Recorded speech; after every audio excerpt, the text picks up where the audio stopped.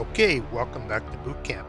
We're on to exercise 7, finally, after a long hiatus. And today we're going to talk about infantry fire mechanics. And the things I'm going to cover are what is prep fire.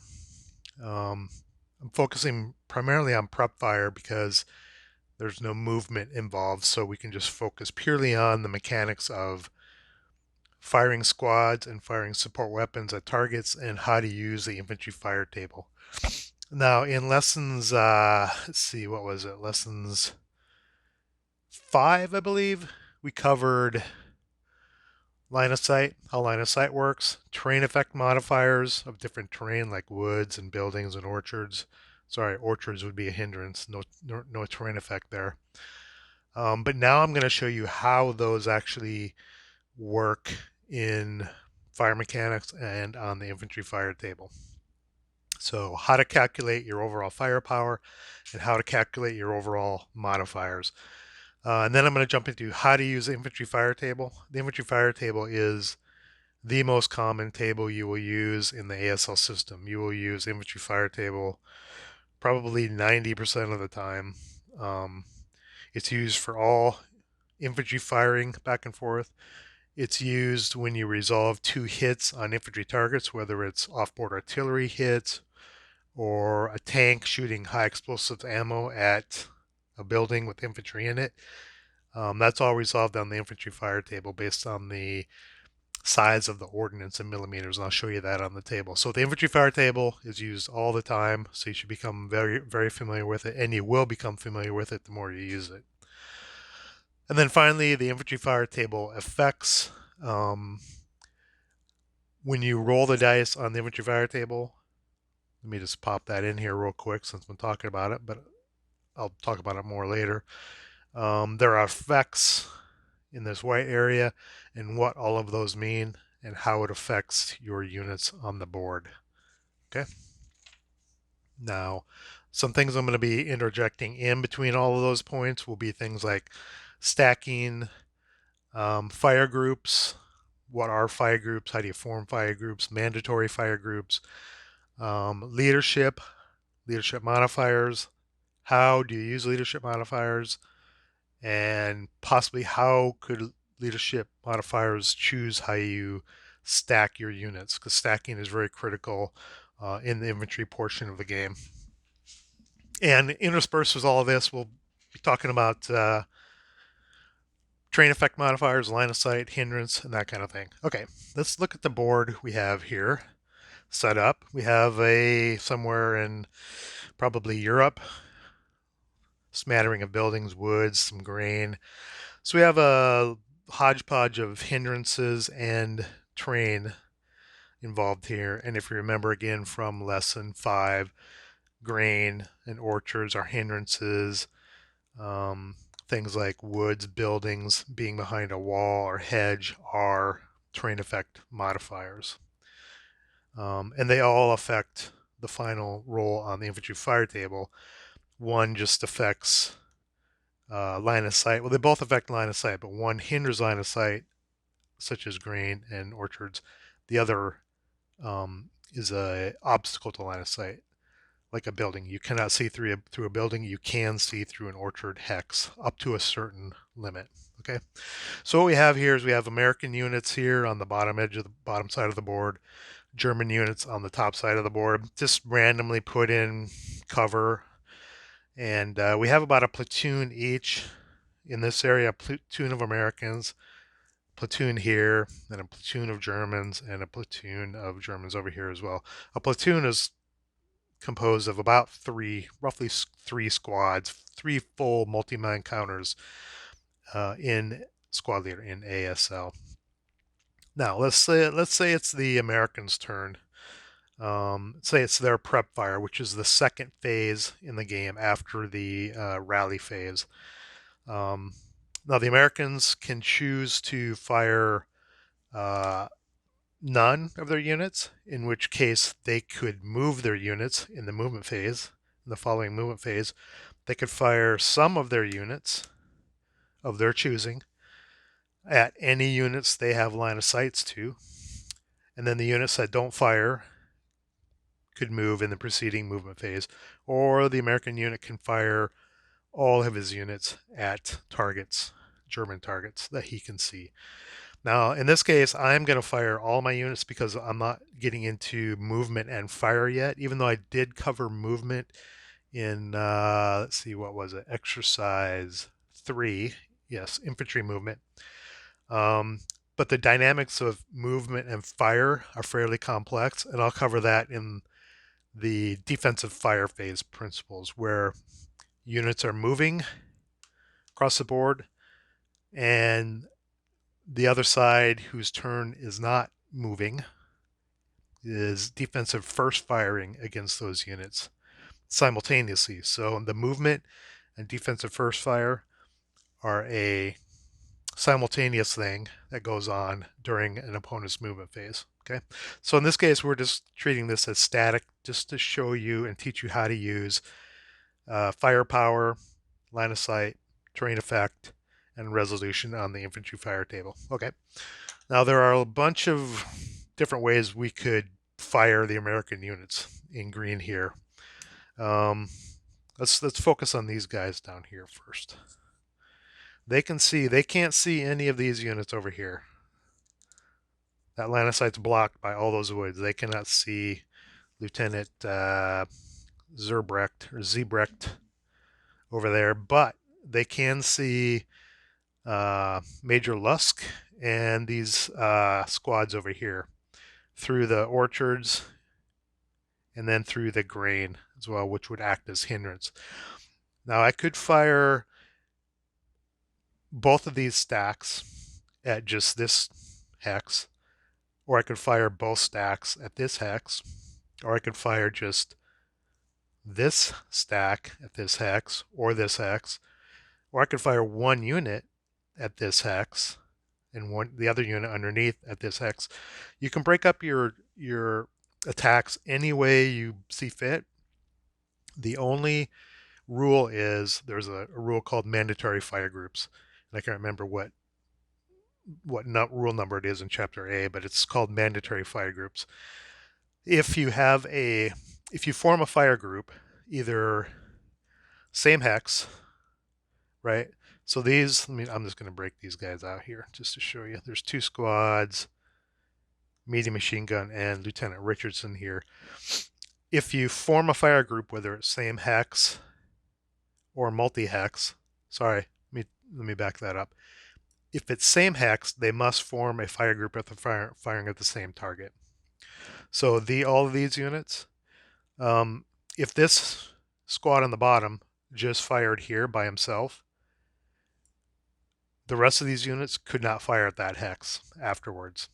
They would they would choose not to fire, or they would fire at this hex. If you're stacked in the same hex, you either all have to fight in any form of fire group. You either all have to fire at the same target, or split up and fire at different targets.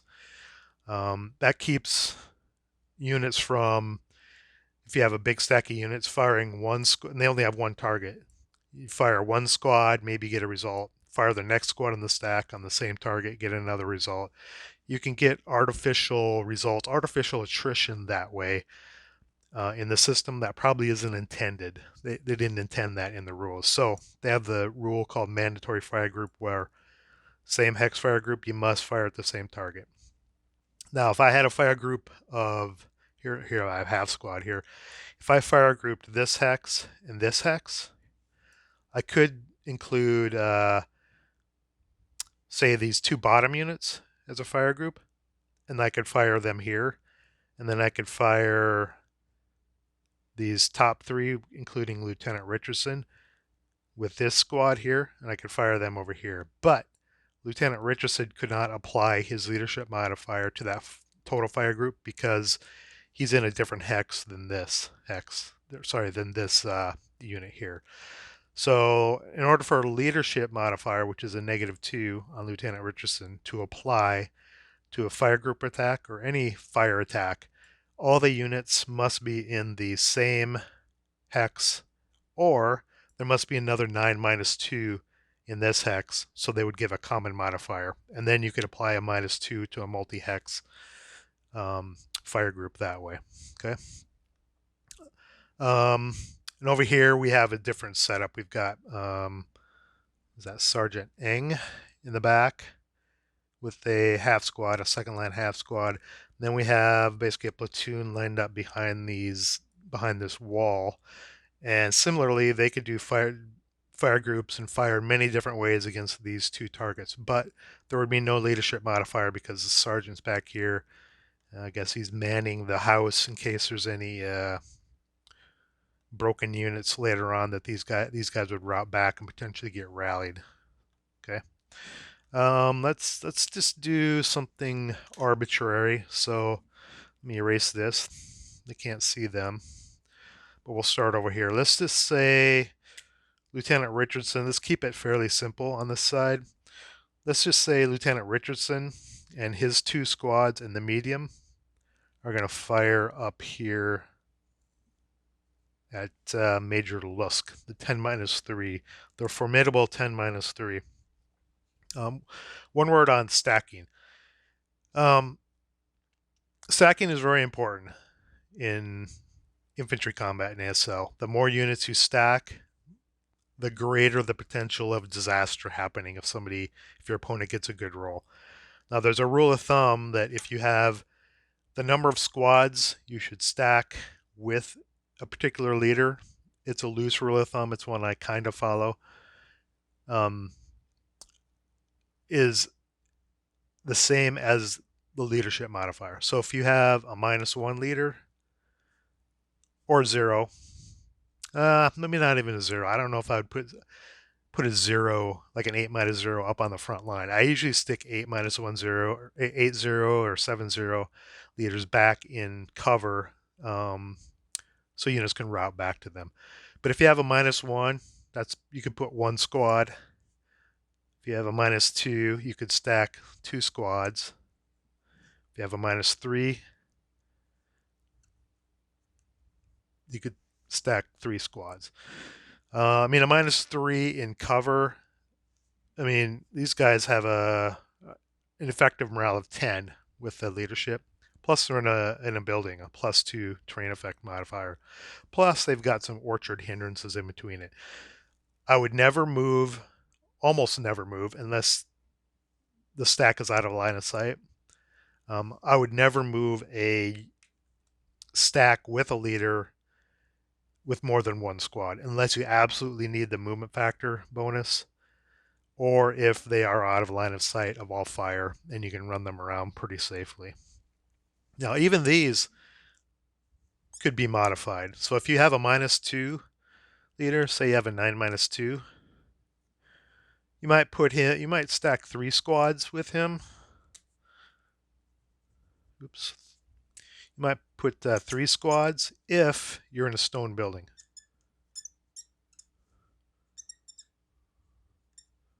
Which gives a +3 TEM.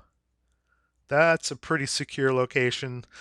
You're not gonna, might even consider doing it with an 8-1, depending on how much firepower your opponent can bring to bear on that stone building. You have leadership modifier. If you have decent base morale, like a 7 or even an 8, it's even better. Sticking an 8-1 with 3 squads in a stone building is probably fairly safe to do. So just don't stack your leaders. Just because it's a leader, don't just stack 3 squads underneath them, because in general, you're just asking for trouble. Don't stick 3 squads under an 8-0 in a woods, for example, because that's just, yeah, nothing good will come of that. Okay. Now let's do some firing over here on the lower left with my American units. See if we can take out some Germans. So I'm going to fire these 2 squads and the medium machine gun with Lieutenant Richardson. So in order to resolve a fire attack, you basically need 2 things. You need the strength factors, the firepower strength factors of all your units. And you need a final die roll modifier. Okay. Now Now the strength factor of these units are, if you remember from lessons exercise 2 and 3, where I go through the components, strength factor is the first number of the multi-man counter and the first number of a support weapon. So we've got 6 firepower for this squad, 6 firepower, and 4 firepower. So we're talking 16 firepower. Now let's check the range on this. The range of the shot is 1, 2, 3, 4, 5, 6. In this case, we're right at range for the squads. We're easily within range of 10 for the medium machine gun. The range of the squad is 6. That's the second number, if you remember your strength factors. So we're within range. If we were one more hex away, our firepower for the squads would be half as area fire. But in this case, it's full firepower. So it's a pretty simple calculation. We have 16 firepower for this group here. Let me clarify this. Whoops.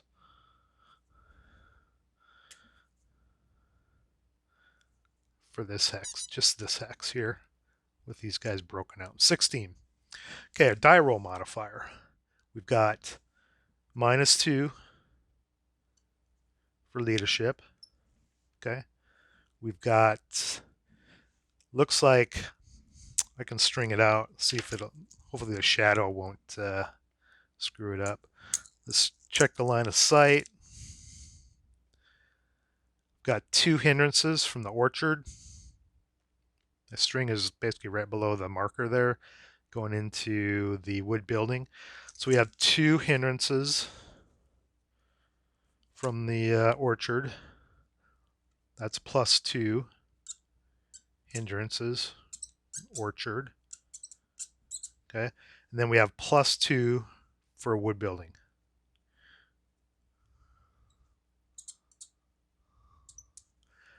Gives us a total of +2 die roll modifier.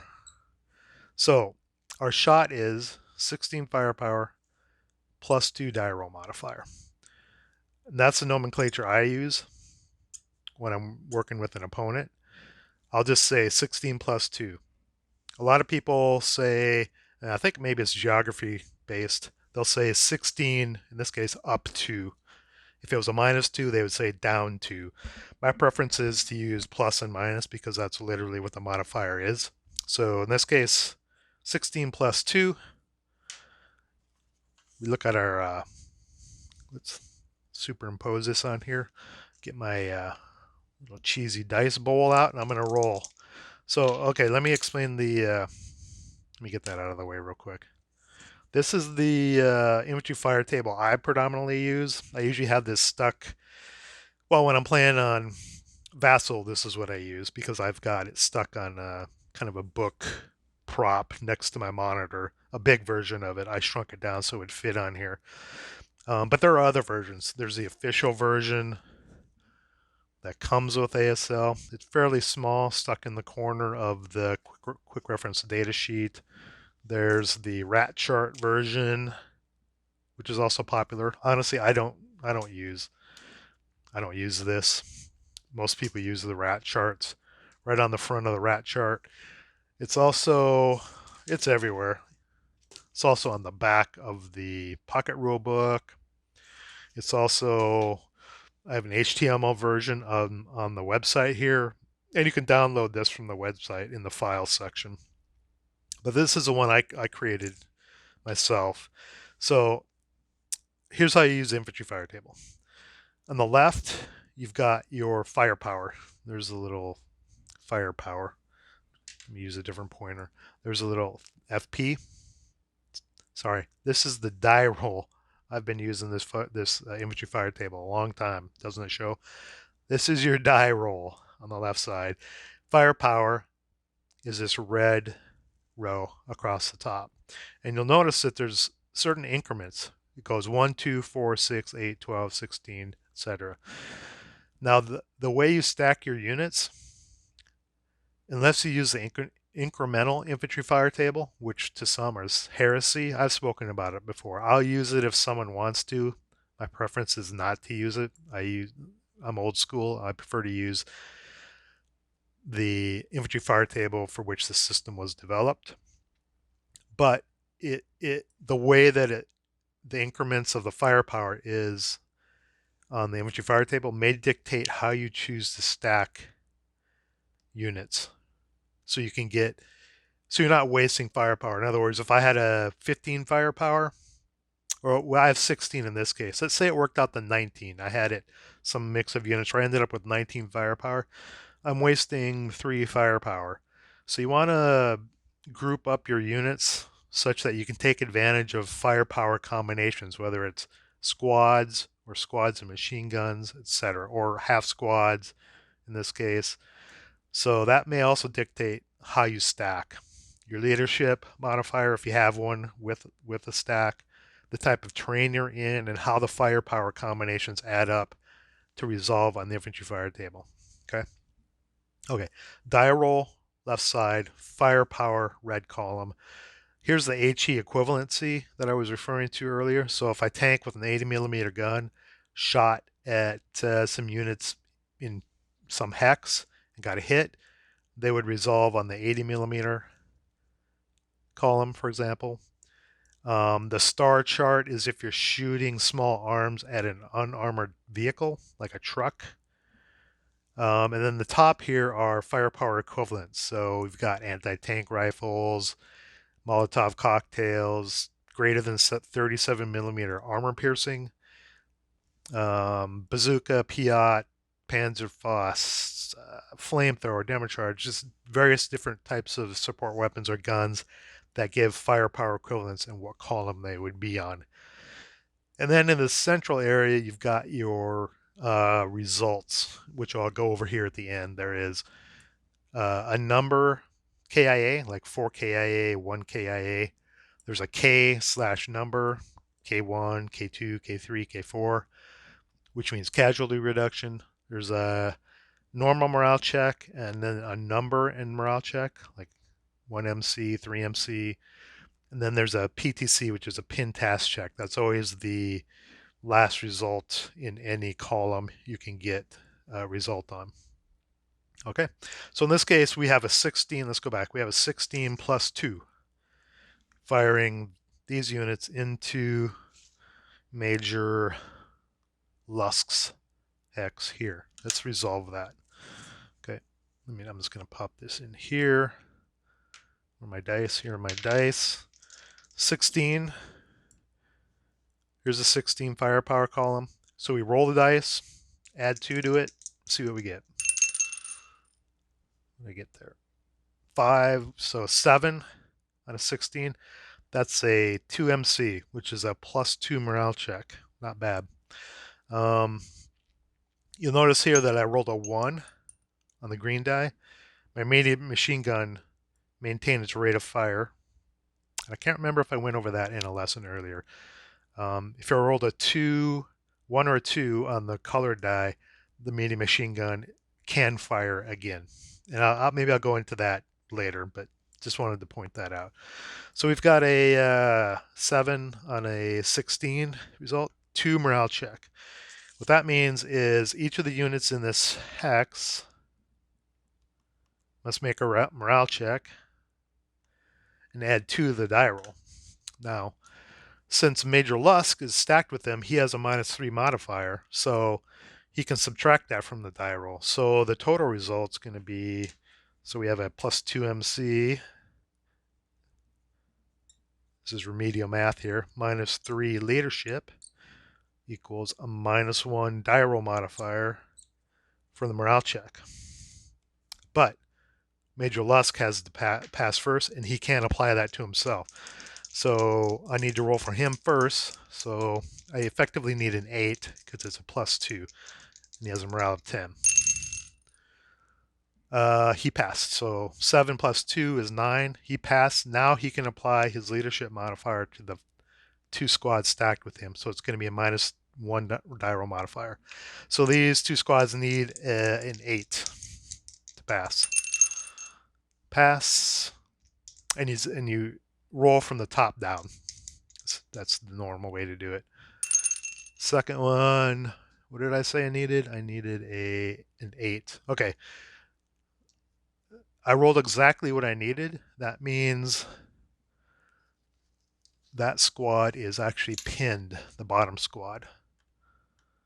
That means if he fires back, he's at half firepower, but just that squad. If I would have rolled a 7, that would have been with a -1 die roll modifier, that would have been a 6 final result. That would have been below his morale. He would have been fine. But since I tied his exact morale by rolling an 8 -1, which is a 7, he ends up being pinned. Okay. Now I could fire the medium machine gun again because I had rate of fire, but I'll cover that in another topic. So let's mark these guys as prep fired, meaning they cannot move now in the following movement phase. Okay, now let's fire these guys over here. This squad, these two squads, or a squad and a half squad. Come on, up in that building over there. Let's check the range. 1, 2, 3, 4, 5, 6. Okay, it's within range of this full squad. It's out of range of this half squad, which has a range of 4 hexes. So his firepower is going to be half because I'm at beyond my normal range. So it's going to be, firepower is going to be 6, 7.5.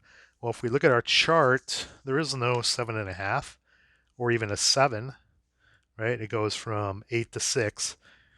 On the incremental infantry fire table, there is a 7. But in this case, since I'm using old school, that would get reduced to a 6 firepower, in which case you would just probably choose not to even fire that guy, potentially saving him to move him later. There's no point in firing him. So let's fire just that top squad up at this building here. Let me string that out too. Looks like we hit 2 grain. We're going to have the same modifiers. Probably not going to get a result here. So let's do the math. We need a firepower and a firepower and a die roll modifier. So we have 6 firepower.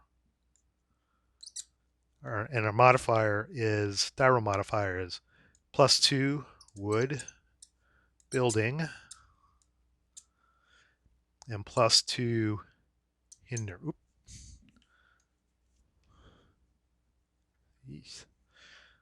+2 hindrance for the grain. It's a +4. Ooh, that's ugly. So we're at a 6 +4 on the infantry fire table. So we go to the 6 firepower column and roll our dice and add 4 to it. We're not going to get anything. Ooh, 14. Yeah, we're at absolutely nothing. Now the risk of taking shots like that is if you have a sniper activation number that's fairly high, you run the risk of activating your opponent's sniper. Sorry, SAN, not SAM. Sniper activation number.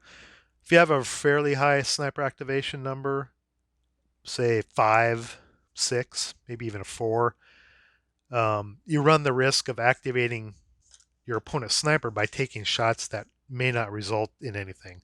So I was at a 6 +4. To get any result, I needed to roll essentially a 4. Right? A 4 +4 would have been an 8, would have resulted in a pin check. So if I say the sniper activation, I'm getting way ahead of myself, was a 5, and I rolled a 5, and I added 4 to it, that's 9. That's no result, but it would have activated your sniper.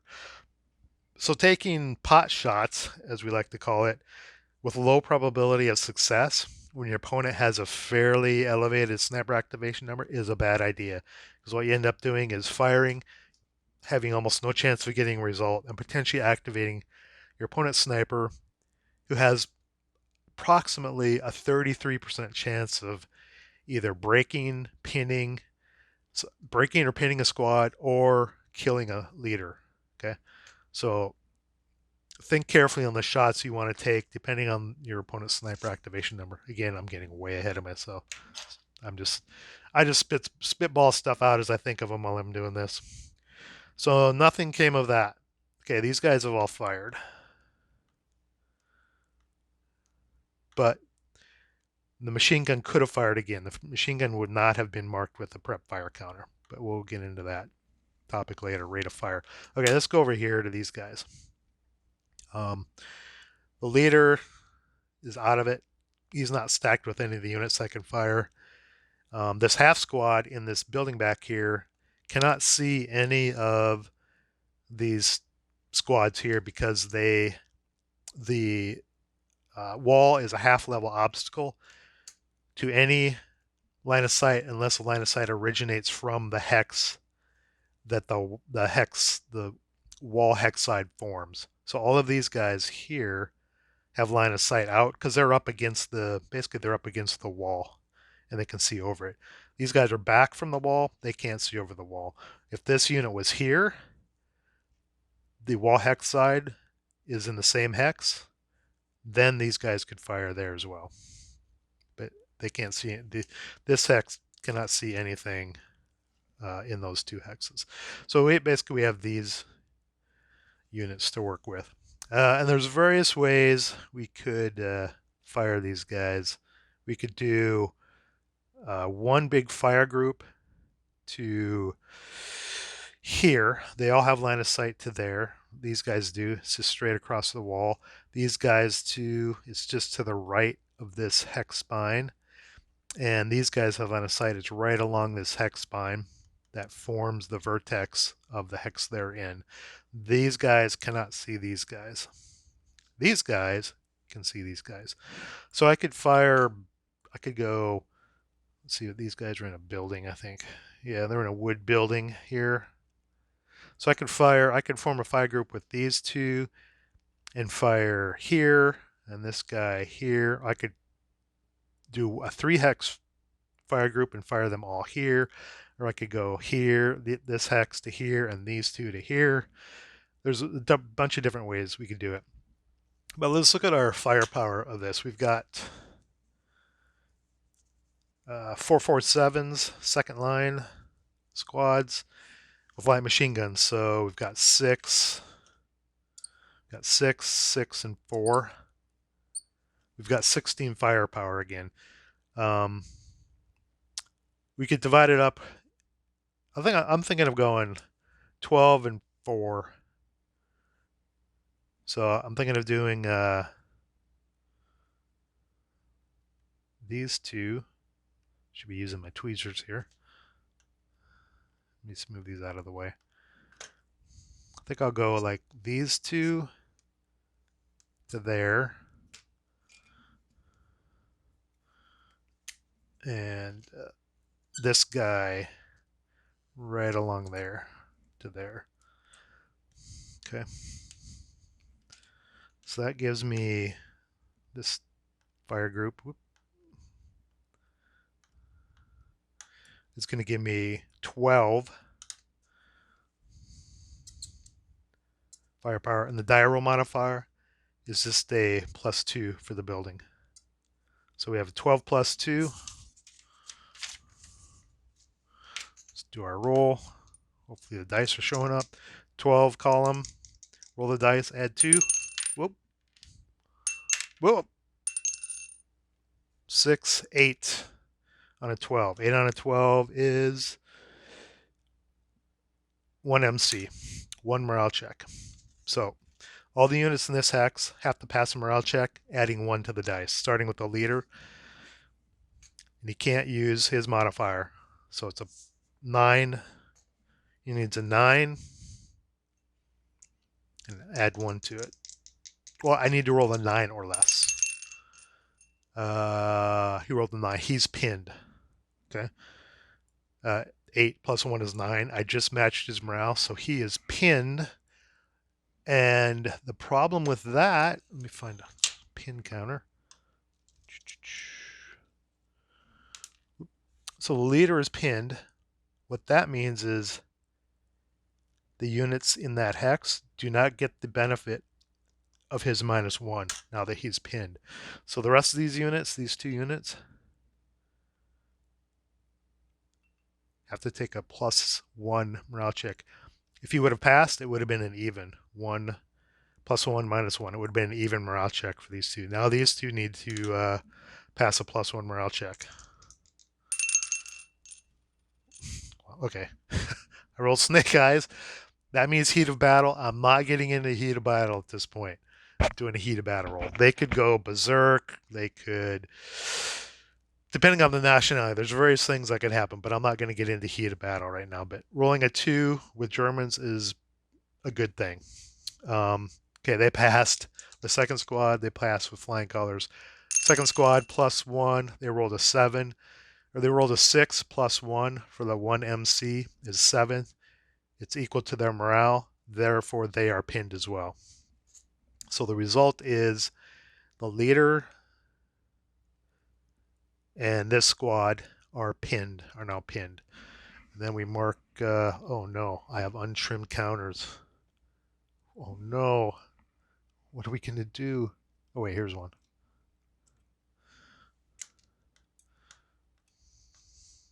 There we go. Now, this squad, I didn't check the range. They're all well within range. These all have range of 4. 1, 2, 3, 4. 1, 2, 3, 4. Range is all good on these. So they're at full firepower. And this final squad is just going to fire straight up 4. These guys are in the woods. 4 + 1 modifier. 4 firepower, 1 modifier for the woods. There's no modifier for the wall here underneath these markers because it's part of, it connects with the vertex of the hex I'm in. If the units were like that and I fired at them, they would get a +1 and I would get a +1 if you fired back at me as well. But in this case, the Americans firing at this squad, these 2 squads, they just get a +1. When if the Germans fire back at me, I would get a +1 for this wall, firing along the edge of this wall here, down the hex spine there. So we're at 4 + 1. That's a big nada. Okay. Whole lot of nothing burger there. So that's basically how infantry fire mechanics work. I did it in a prep fire example here. Now, if units were moving, the mechanics are exactly the same. You get a firepower total and a die roll modifier total. Roll on the chart for firepower. Add the die roll, add or subtract. Well, yeah, always add, but sometimes it's a negative die roll modifier, and see what the result is. Okay, and I'll get into defensive fire mechanics in a later exercise. But that's how it works from a prep fire point of view, talking about leadership, range, hindrances, basic hindrances, TEM, and infantry fire table results. Now let's go back to the infantry fire table results, the different types of results. So first one is KIA.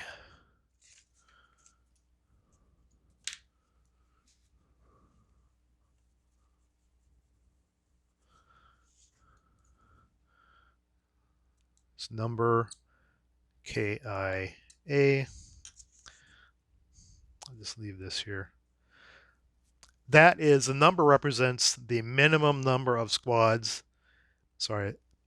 multi-man counters, because you could have half squads or crew in there as well. The minimum number of multi-man counters that are eliminated in that hex. And you determine that by random selection. So if you fire, say I fired these guys here, and I got a 3 KIA, those 2 would be eliminated because there's only 2. If I got a 2 KIA, they'd both be eliminated because there's only 2. If I got a 1 KIA, I would do random selection to see which unit was eliminated. Now, that's the minimum number that can be eliminated. If I got a 1 KIA and I rolled for random selection and I got a tie, they would both be eliminated, even though it was a 1 KIA. Okay, so you can have more than the number indicated on the KIA result if random selection determines that more than that number are eliminated. KIAs are fairly rare in ASL unless one person gets really lucky or one person takes enormous risk and is running through the cover to get something. But in general, typically you lose units through attrition, you through casualty reduction. KIAs are fairly rare. In Squad Leader, they were fairly common. In ASL, they're much less common than they were in the original Squad Leader. The next one is K number. Like K3, K2, etc. That means one unit suffers casualty reduction, and the rest of the units have to take a morale check with this number added to it. So if it was like a K2, at least one unit is casualty reduced, right? One casualty reduction.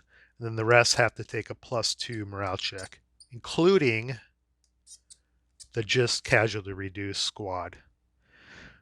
Now, I believe random selection also comes into this as well. So if you, let me double check that. If you get a casualty reduction result on a hex with 3 squads in it, for example, yeah. Let's see, blah, blah, blah. Yeah, random selection also applies. So if you get a K2 over here again, at least one of those squads has to be casualty reduced. If it was this squad, this half squad, he would be toast. If it was this other squad, he would become a half squad. But if I did random selection and there was a tie, they would both be casualty reduced. So this one would be toast, this one would be a half squad.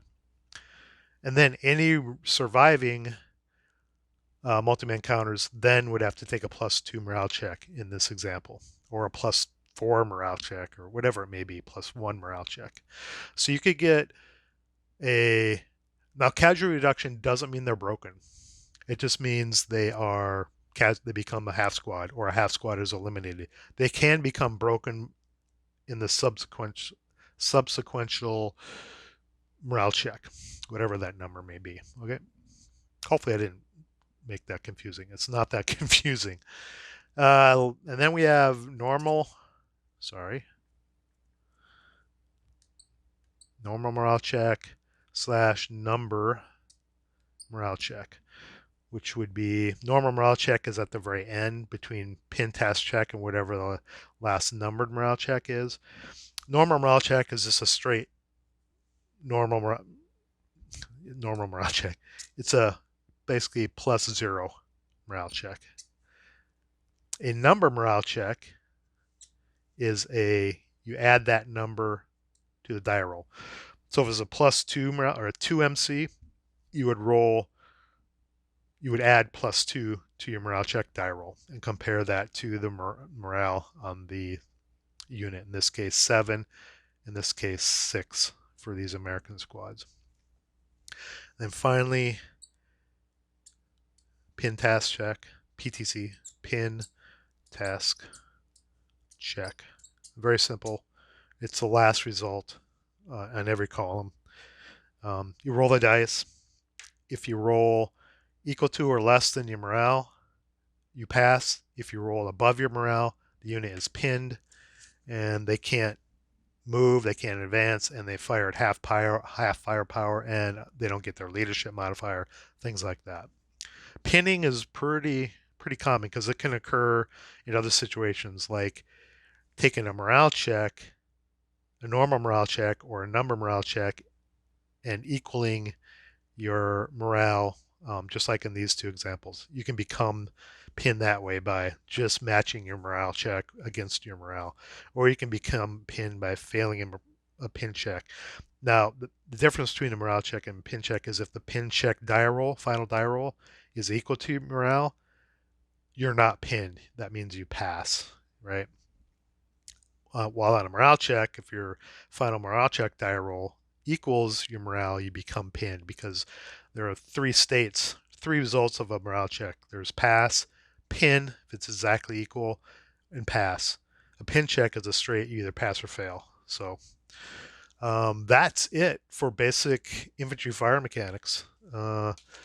Next, I think I'm going to get into some defensive fire principles, because we've worked our way through strength factors, line of sight, terrain effect modifiers, hindrances, firepower, how to calculate firepowers, how to calculate modifiers, how to apply them to the Infantry Fire Table, how to interpret results, and I covered movement before, and bypass movement, and terrain. Now we're getting into basically the defensive fire phase, or simultaneous movement and fire. So I think the next lesson or exercise I'm going to do is going to be defensive fire. Now, defensive fire, there are several complicated parts of ASL, in my opinion. I mean, I've been familiar with it for quite a while. So I know when people jump into the system, they think every part of the system is complex, but you get used to a lot of the stuff, and it doesn't seem like movement is trivial at some point. Very easy to do stuff like that. But one of the most complicated things about the infantry part of the rules is defensive first fire. Not final fire, which takes place during the defensive fire phase, but defensive first fire, which takes place during your opponent's movement phase. You're firing at stuff as he's moving. And there's several parts of defensive fire. There's defensive first fire, there's subsequent first fire, there's defensive final fire, and then there's final fire. I think those are the same thing, terminology-wise. And then there's rate of fire applied to that, and there's the number of movement factors expended in hexes that allow you to take multiple shots at units moving. There's snapshots of firing. For example, if I'm here, if I have a unit here, there's a unit here, and he runs through out of the woods through this section here, I can fire at him, right? I could take a snapshot as he's running between the building and the woods, or I could fire at him as he's entering the building. There's firing at units in bypass, line of sights, the vertices. So defensive first fire is probably the most complex system in the chapter A, the infantry part. In chapter C and B, offboard artillery is a complicated system. The two-hit process can be, but it's not too bad. But I'm focusing on chapter A in these early exercises. So defensive fire principles may be more than one exercise, I'm guessing, because it's fairly complex to get a grasp of, or at least to getting an understanding of it, to use it properly, to learn the little tricks, to learn when your opponent may be trying to lure your fire at from your units that are close, so he can move units further away so you can't fire at them, because there's certain rules on range and what phase of defensive first fire you're in. If you can fire at units that are moving further away than closest units, there's little tricks that you need to learn and get used to in defensive first fire. So I think I'll start covering that in exercise 8, defensive first fire principles, combined with movement as well. So that was it. I don't know how long this video is at this point, but it is what it is. It looks like it's holy crap, it's almost 50 minutes. Okay, I apologize. I know all one of you probably made it to the end here. If you did, give me a thumbs up down there, and Rollo.